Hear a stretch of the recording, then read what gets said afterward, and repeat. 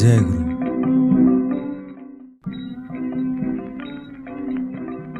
The Uttarpada speech. This speech was delivered by Sri Aurobindo in Bengal at a place called Uttarpada on 30th May 1909. The text of this speech was published in the Bengali as in quotes, an English language newspaper of Calcutta on 1st June. The text was thoroughly revised by Sri Aurobindo and republished in the Karmajogin on 19th and 26th June. The text that I am referring to here was published in the Karmajogin. The Uttarpada speech. When I was asked to speak to you at the annual meeting of your Sabha, it was my intention to say a few words about the subject chosen for today, the subject of the Hindu religion.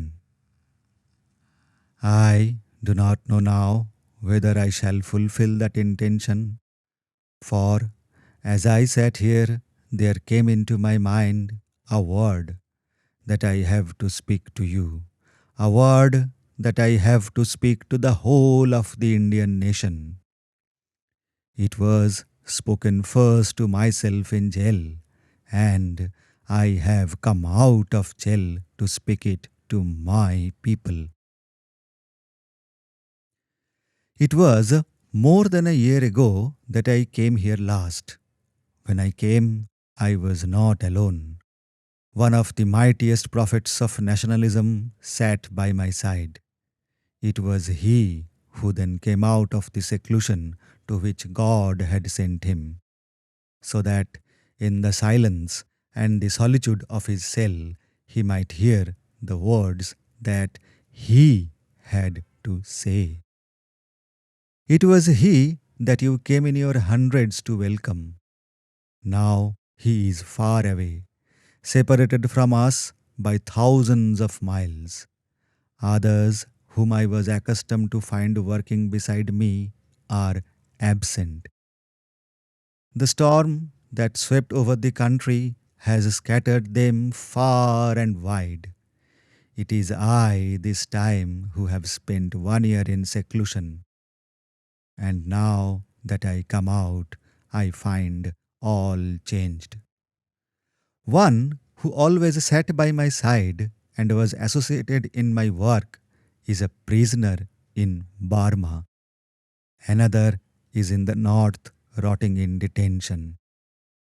I looked round when I came out. I looked round for those to whom I had been accustomed to look for counsel and inspiration. I did not find them. There was more than that. When I went to jail, the whole country was alive with the cry of Vande Mataram, alive with the hope of a nation, the hope of millions of men who had newly risen out of degradation. When I came out of jail, I listened for that cry, but there was instead a silence. A hush had fallen on the country, and men seemed bewildered. For instead of God's bright heaven, full of the vision of the future that had been before us, there seemed to be overhead a leaden sky from which human thunders and lightnings rained. No man seemed to know which way to move, and from all sides came the question, "What shall we do next? What is there that we can do?" I too did not know which way to move. I too did not know what was next to be done. But one thing I knew, that as it was the almighty power of God which had raised that cry, that hope, so it was the same power which had sent down that silence. He who was in the shouting and the movement was also in the pause and the hush. He has sent it upon us so that the nation might draw back for a moment and look into itself and know His will. I have not been disheartened by that silence because I had been made familiar with silence in my prison, and because I knew it was in the pause and the hush that I had myself learned this lesson through the long year of my detention. When Bipin Chandra Pal came out of jail, he came with a message, and it was an inspired message. I remember the speech he made here. It was a speech not so much political as religious in its bearing and intention. He spoke of his realization in jail, of God within us all, of the Lord within the nation. And in his subsequent speeches, also he spoke of a greater than ordinary force in the movement and a greater than ordinary purpose before it. Now I also meet you again. I also come out of jail, and again it is you of Uttarpada who are the first to welcome me, not at a political meeting, but at a meeting of a society for the protection of our religion. That message which Bipin Chandra Pal received in Boxer jail, God gave to me in Alipur. That knowledge he gave to me day after day during my 12 months of imprisonment. And it is that which he has commanded me to speak to you now that I have come out. I knew I would come out. The year of detention was meant only for a year of seclusion and of training. How could anyone hold me in jail longer than was necessary for God's purpose? He had given me a word to speak and a work to do. And until that word was spoken, I knew that no human power could hush me. Until that work was done, no human power could stop God's instrument, however weak that instrument might be or however small. Now that I have come out, even in these few minutes, a word has been suggested to me which I had no wish to speak. The thing I had in my mind, He has thrown from it, and what I speak is under an impulse and a compulsion. When I was arrested and hurried to the Lal Bazar Hazat, I was shaken in faith for a while, for I could not look into the heart of his intention. Therefore, I faltered for a moment and cried out in my heart to him, "What is this that has happened to me? I believed that I had a mission to work for the people of my country, and until that work was done, I should have thy protection. Why then am I here on such a charge?" A day passed, and a second day, and a third, when a voice came to me from within. Wait and see. Then I grew calm and waited. I was taken from Lal Bazar to Alipur and was placed for 1 month in a solitary cell apart from men. There I waited day and night for the voice of God within me, to know what He had to say to me, to learn what I had to do. In this seclusion, the earliest realization, the first lesson came to me. I remembered then that a month or more before my arrest, a call had come to me to put aside all activity, to go into seclusion and to look into myself, so that I might enter into closer communion with Him. I was weak and could not accept the call. My work was very dear to me, and in the pride of my heart, I thought that unless I was there, it would suffer or even fail and cease. Therefore, I would not leave it. It seemed to me that he spoke to me again and said, "The bonds you had not strength to break, I have broken for you, because it is not my will, nor was it ever my intention that should continue. I have another thing for you to do, and it is for that I have brought you here, to teach you what you could not learn for yourself and to train you for my work." Then he placed the Gita in my hands. His strength entered into me, and I was able to do the sadhan of the Gita. I was not only to understand intellectually, but to realize what Sri Krishna demanded of Arjuna, and what he demands of those who aspire to do his work.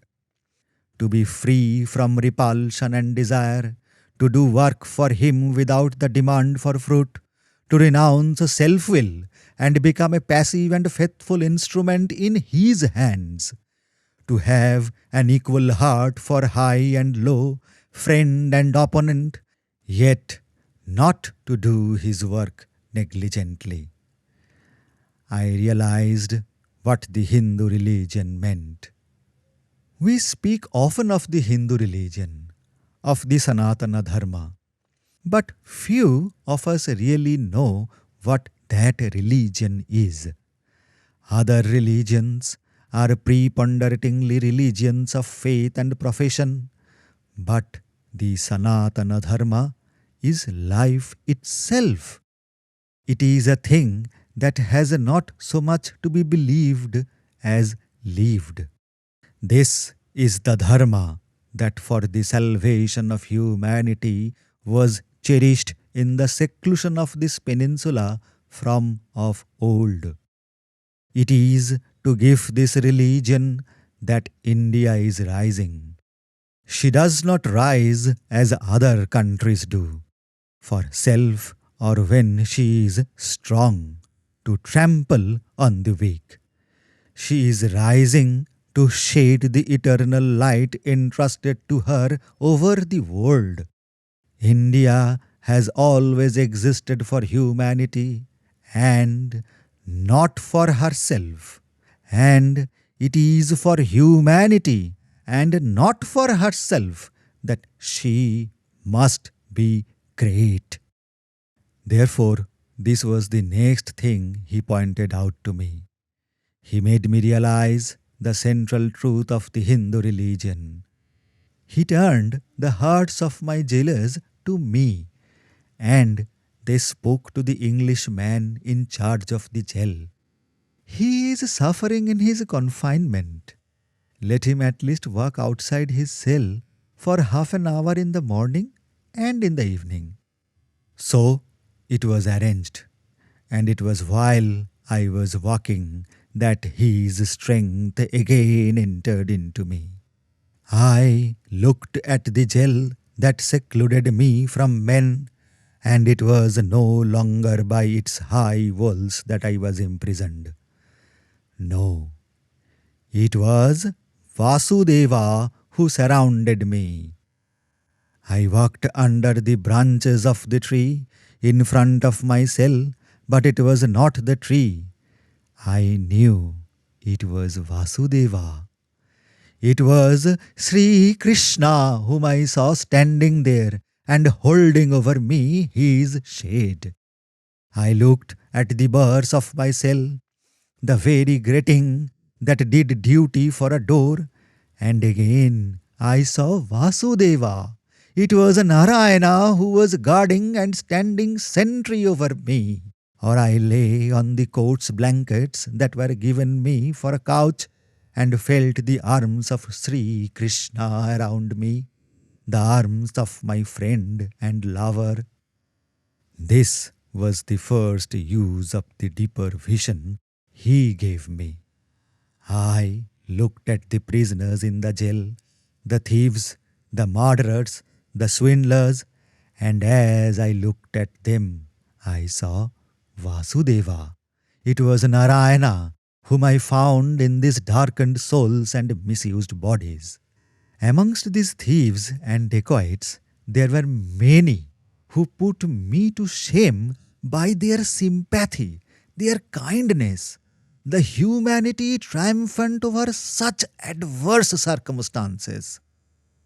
One I saw among them, especially who seemed to me a saint, a peasant of my nation who did not know how to read and write, an alleged dacoit, sentenced to 10 years rigorous imprisonment, one of those whom we look down upon in our phrasical pride of class as Chotoluk. Once more he spoke to me and said, Behold the people among whom I have sent you to do a little of my work. This is the nature of the nation I am raising up, and the reason why I raise them. When the case opened in the lower court and we were brought before the magistrate, I was followed by the same insight. He said to me, When you were cast into jail, did not your heart fail, and did you not cry out to me, Where is thy protection? Look now at the magistrate. Look now at the prosecuting counsel. I looked, and it was not the magistrate whom I saw. It was Vasudeva. It was Narayana who was sitting there on the bench. I looked at the prosecuting counsel, and it was not the counsel for the prosecution that I saw. It was Sri Krishna who sat there. It was my lover and friend who sat there and smiled. Now, do you fear? He said, I am in all men, and I overrule their actions and their words. My protection is still with you, and you shall not fear. This case which is brought against you, leave it in my hands. It is not for you. It was not for the trial that I brought you here, but for something else. The case itself is only a means for my work and nothing more. Afterwards, when the trial opened in the sessions court, I began to write many instructions for my counsel as to what was false in the evidence against me and on what points the witness might be cross-examined.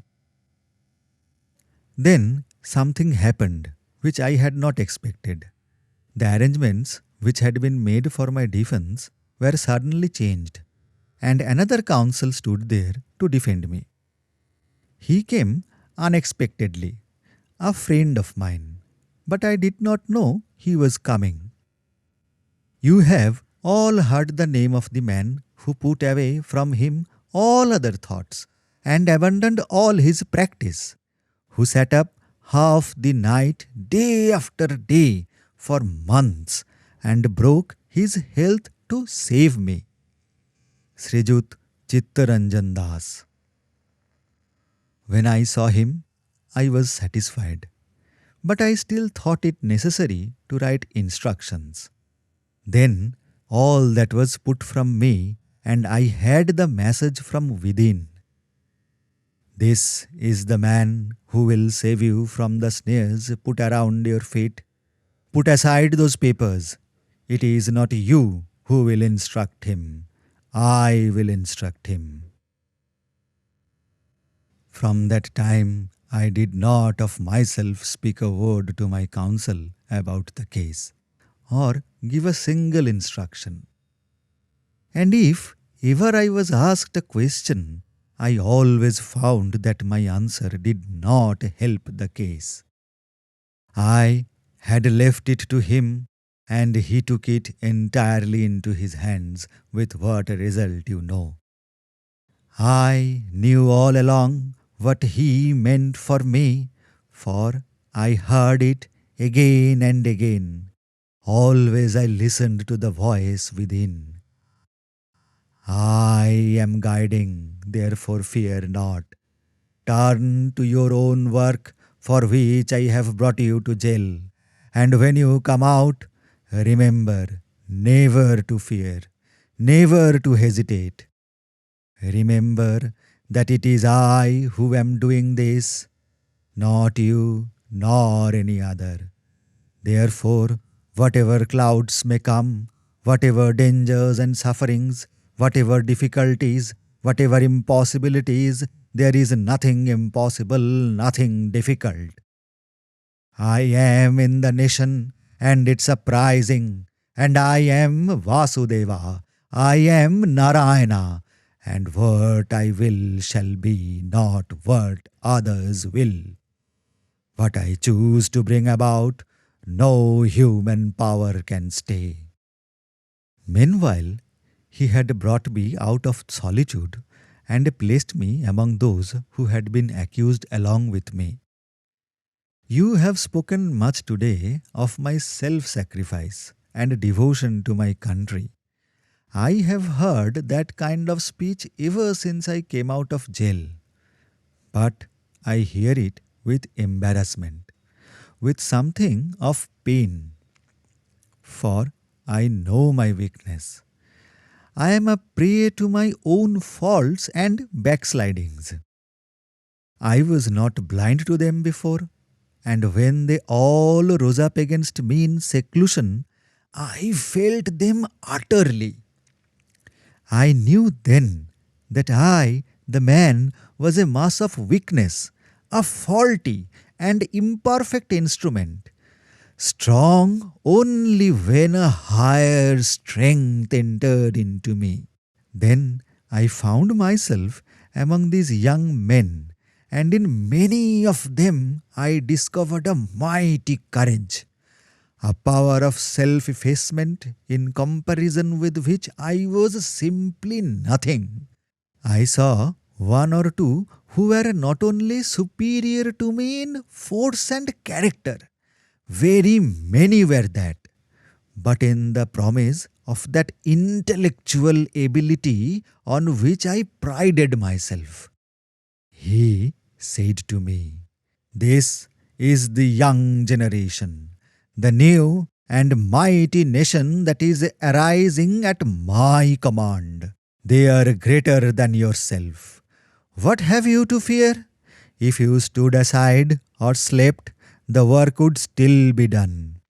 If you were cast aside tomorrow, here are the young men who will take up your work and do it more mightily than you have ever done. You have only got some strength from me to speak a word to this nation which will help to raise it." This was the next thing he told me. Then a thing happened suddenly, and in a moment I was hurried away to the seclusion of a solitary cell.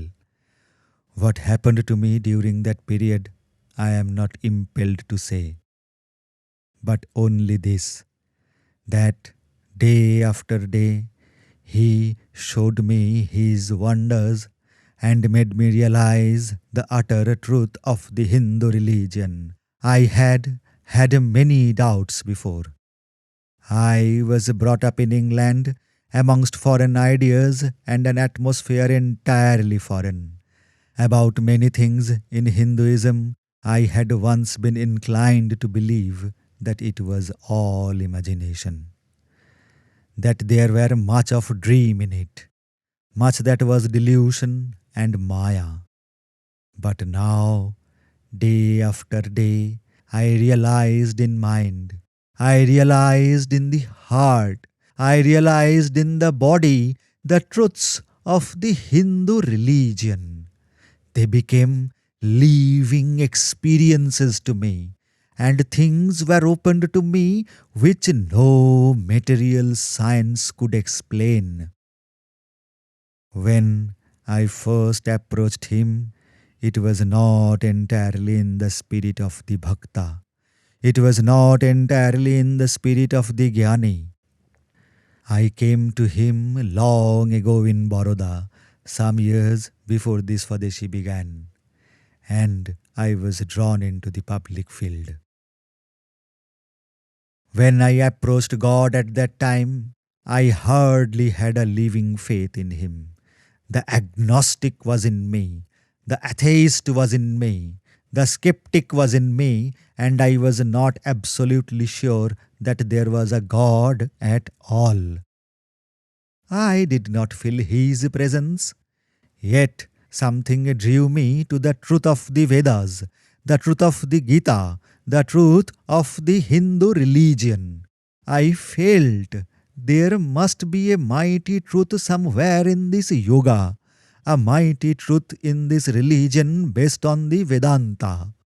So when I turned to the yoga and resolved to practice it and find out if my idea was right, I did it in this spirit and with this prayer to him.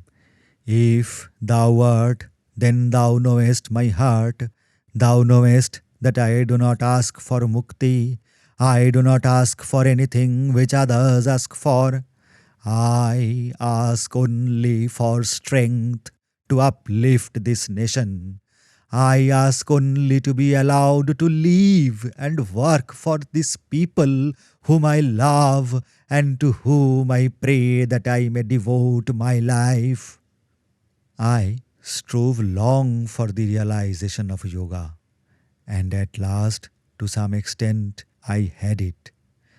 But in what I most desired, I was not satisfied.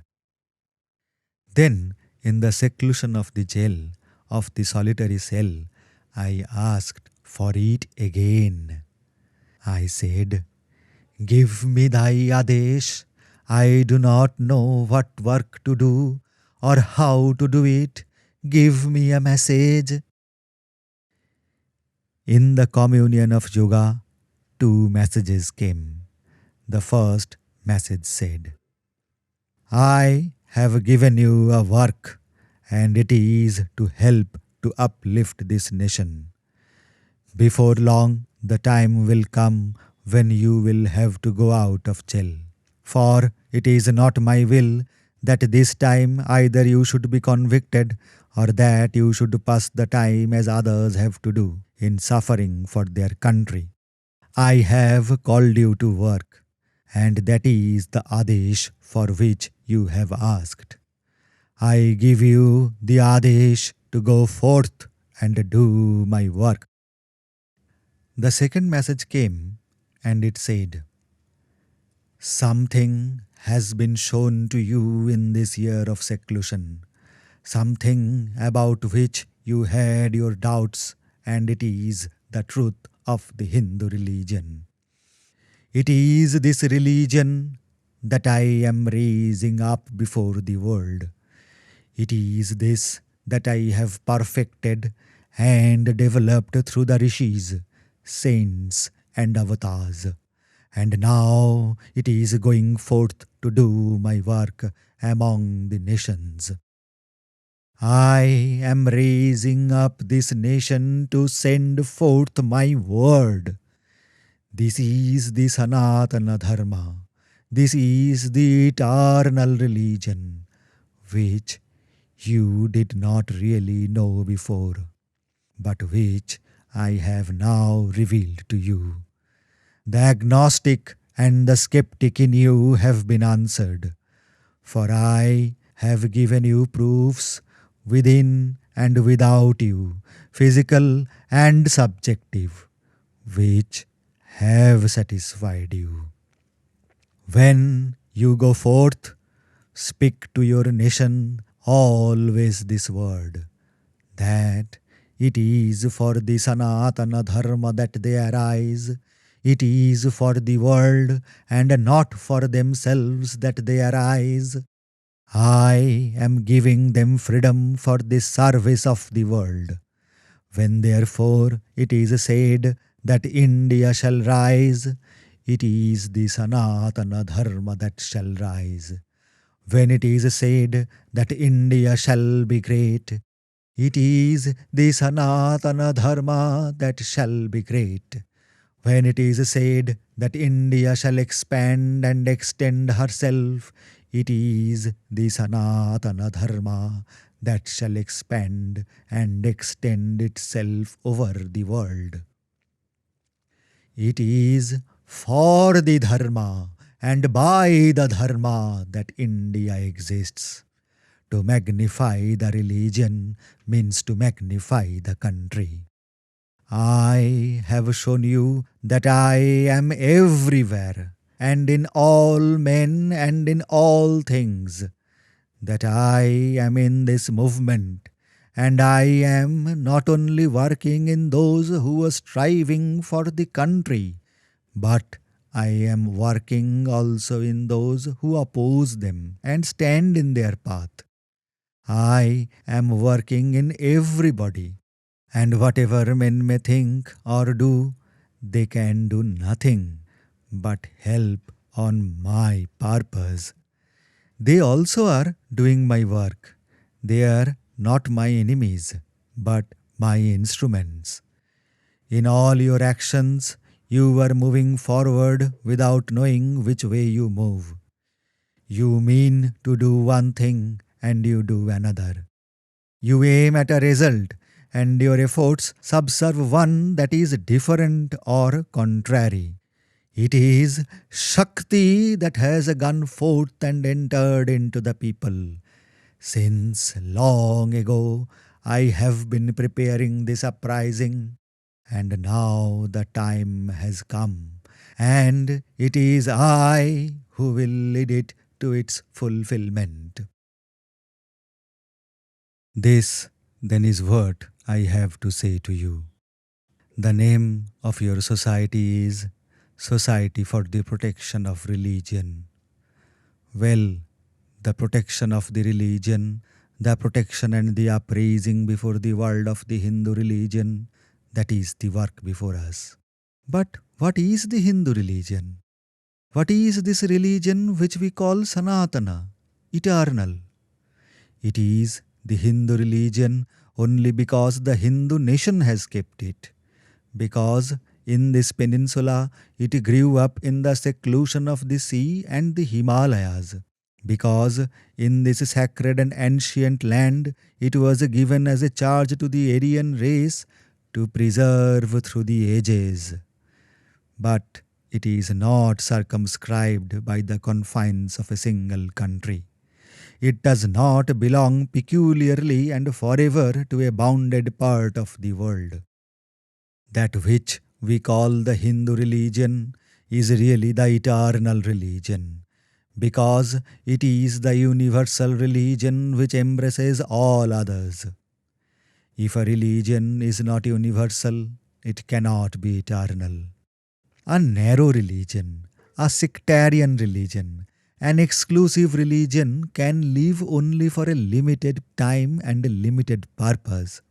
This is the one religion which can triumph over materialism by including and anticipating the discoveries of science and speculations of philosophy. It is the one religion which impresses on mankind the closeness of God to us and embraces in its compass all the possible means by which man can approach God. It is the one religion which insists every moment on the truth which all religions acknowledge, that He is in all men and all things, and that in Him we move and have our being. It is the one religion which enables us not only to understand and believe this truth, but to realize it with every part of our being.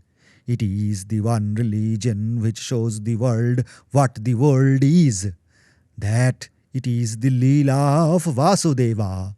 It is the one religion which shows us how we can best play our part in that Leela, its subtlest laws and its noblest rules. It is the one religion which does not separate life in any smallest detail from religion, which knows what immortality is and has utterly removed from us the reality of death. This is the word that has been put into my mouth to speak to you today. What I intended to speak has been put away from me, and beyond what is given to me, I have nothing to say. It is only the word that is put into me that I can speak to you. That word is now finished. I spoke once before with this force in me, and I said then that this movement is not a political movement, and that nationalism is not politics, but a religion, a creed, a faith. I say it again today, but I put it in another way. I say no longer that nationalism is creed, a religion, a faith. I say it is the Sanatana Dharma, which for us is nationalism. This Hindu nation was born with the Sanatana Dharma. With it moves, and with it grows.